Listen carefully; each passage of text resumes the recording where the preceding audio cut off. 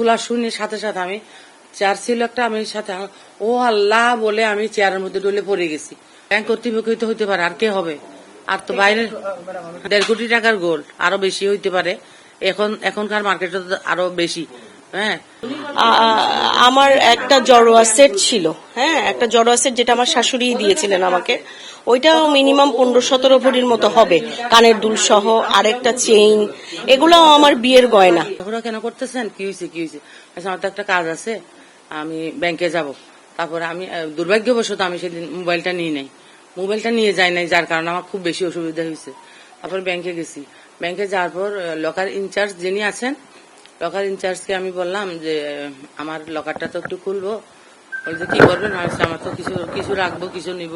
সবসময় তার আগের মাসে এপ্রিল মাসে আমি 8 তারিখেও আবার লকারে গেছিলাম, ওখান থেকে কিছু রাখছি, কিছু নিয়ে আসছি। আমি সবসময় এরকম করি, প্রতি মাসে না হলেও 2 মাস 3 মাস পর পর যাই আর কি, লকারে যাই। হ্যাঁ, লকারে গেলে কিছু রেখে আসি, কিছু নিয়ে আসি।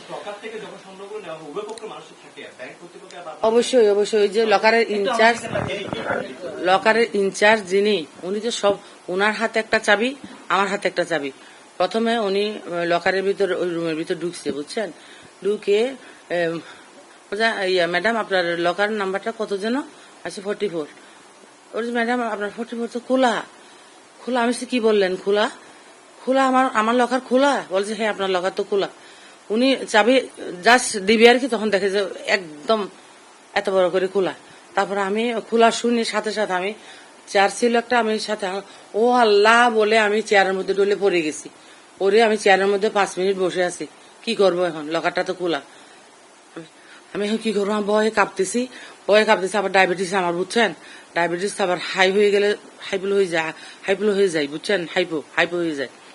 এখন আমি আবার উঠছি, দাঁড়ায় এবার হাত ঢুকাই দিছি লকারের ভিতর। হাত দিয়ে হাত অদ্দূর গেছে, দেখেছি কিছু নাই। অনেকগুলো বক্স ছিল, বক্স সব খালি, বক্সই নাই। পরে আমি একদম ডিপে হাত ঢুকাই দিছি, এতটুক হাত যাওয়ার পর 7-8টা বক্স পাওয়া গেছে। 7-8টা বক্স বের করে আনছি। বের করে আনার পর আমি একটা একটা করে খুললাম। 2টা বক্সের মধ্যে অল্প পরিমাণ গোল্ড পাওয়া গেছে। 2টা বক্সে অল্প পরিমাণ গোল্ড পাওয়া গেছে, ধরেন 10 থেকে 11 এইরকম হইতে পারে আর কি, 10, 11, 12 এতটুকু হইতে পারে। এতটুকু গোল্ড পাইছি। পাওয়ার পর ব্যাংকের ম্যানেজার সাহেব আবার ছিলেন না সেদিন। ব্যাংকের ম্যানেজার সাহেব ছিলেন ছুটিতে, কিন্তু ওই ব্যাংকের ওই 2nd অফিসার 3rd অফিসার যারা আছে ওনারা আসছেন দৌড়াই। আমি চিল্লাচিল্লি শুরু করছি। আমি বলছি আমার গোল্ড বের করে দেন, কি করবেন করেন, এটার সলিউশন দেন। বলছে সলিউশন আমরা কিভাবে দিব? আপনি 2nd অফিসার 3rd অফিসার, এখন ইমিডিয়েট ম্যানেজার সাহেবকে কল করেন। কোথায় আছে উনি? বলছে উনি সীতাকুণ্ড গেছে, উনি অফিসিয়াল কাজে গেছে।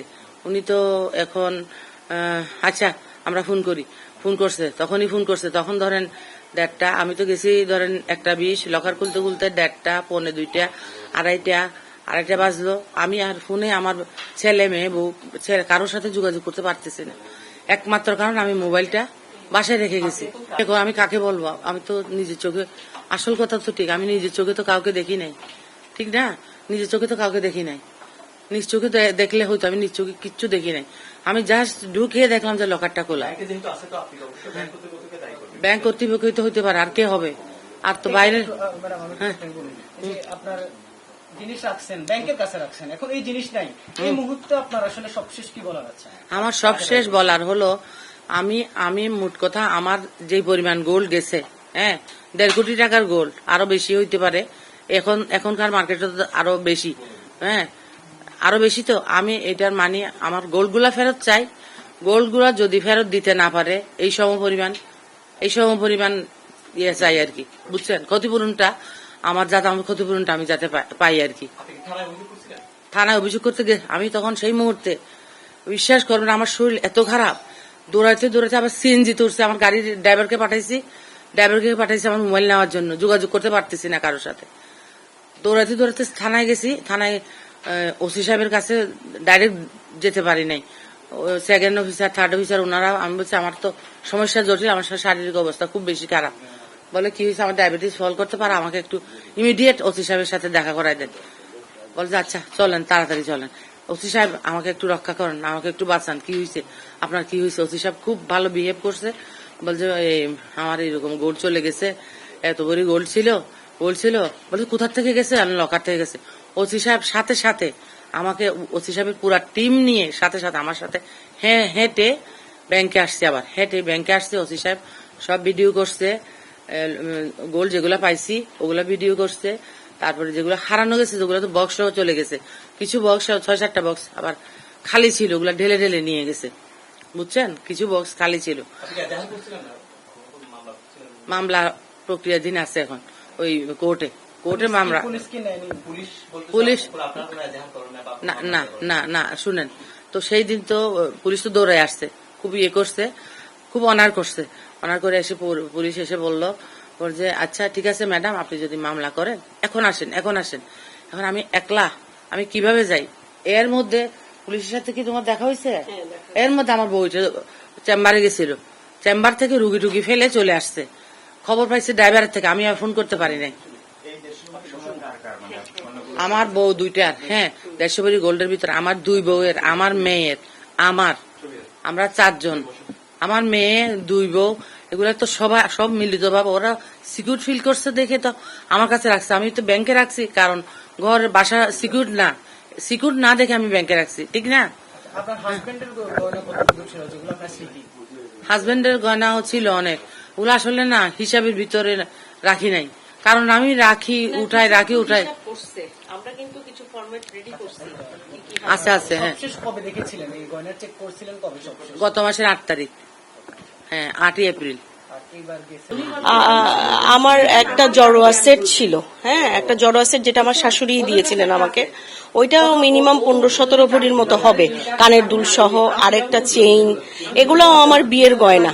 তো এগুলো তো আমি দিয়ে রেখেছি মার কাছে, যেহেতু একটা সিকিউরিটির ব্যাপার আছে, আমরা বাসায় থাকি না, সিকিউরিটির অভাব আছে বাসায়, সেই জন্য ওনার কাছে দেওয়া আছে, দিয়ে রাখছিলাম।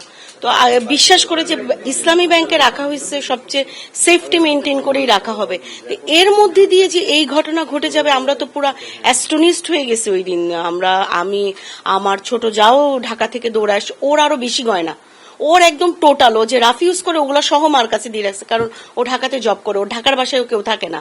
আমার তো তাও এখানে আমার শাশুড়ি থাকে নিচে, একটা সেফটি একটু মানে ফিল করি, কিন্তু ও একদমই করে না, সেজন্য ওর আরো বেশি গয়না দেওয়া ছিল মার কাছে। তো সবকিছুই তো নিয়ে চলে গেছে। অবশ্যই এটা ব্যাংকের ভিতরের কোনো সমস্যা, কারণ বাইরে থেকে তো কেউ আর লকার ভেঙে নিবে না।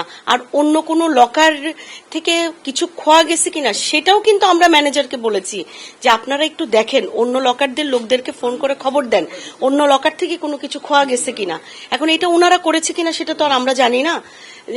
আমরা আসলে কেস করার জন্য ওই দিন রাত্রেবেলা, বুধবার রাত্রেবেলা কিন্তু পুলিশের কাছে গিয়েছিলাম। উনারা বলেছেন ঠিক আছে পরের দিন 12টার সময় আসেন। তো আমরা আবার আমাদের ফ্যামিলি লয়ারের সাথে কথা বলার পর উনি বলল কোর্টে মামলা করার জন্য, যদি আমরা আরেকটু ভালো তদন্ত পাই, সেই জন্যই।